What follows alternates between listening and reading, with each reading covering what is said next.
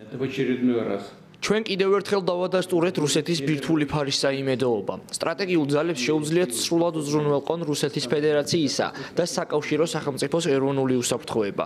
ჩვენ ამაზე უკვე ვისაუბრეთ. ეს ფაქტია, რომელიც კარგად არის ცნობილი მსოფლიოს ყველა სპეციალისტისა და სამხედრო მოსამსახურისთვის. ჩვენი შეიარაღებული ძალების, ჩვენი ბირთვული შეკავების ეგრეთ წოდებული თანამედროვეობა უმაღლეს დონეზეა. ალბათ გაზვიადებული არ იქნება თუ ვიტყვით, რომ ის ყველა ბირთვულ სახელმწიფოსაზე მაღალია.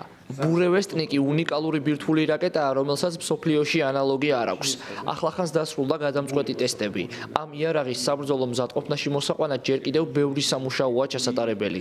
ცხადია, რომ ყველა რეგულაცია ზედმიწევნით უნდა იყოს დაცული. თუმცა ამაყად შემიძლია განვაცხადო, რომ ძირითადი მიზნები უკვე მიღწეულია. ამხანაგო უზენაესო მთავარსარდალო, რაკეტა 21 ოქტომბერს გამოვცადეთ. წინა გამოცდებისგან განსხვავება ისაა, რომ ბურევესტნიკმა ამ შემთხვევაში რამდენიმე საათის განმავლობაში იფრინა და 14,000 კილომეტრი დაფარა, რაც ჯერ კიდევ არ არის სხვარი. რაკეტის ტექნიკური მახასიათებლების საშუალებას იძლევა, რომ ის გარანტირებული სიზუსტით იქნას გამოყენებული მაღალი დაცვის სამიზნეების წინააღმდეგ ნებისმიერ მანძილზე.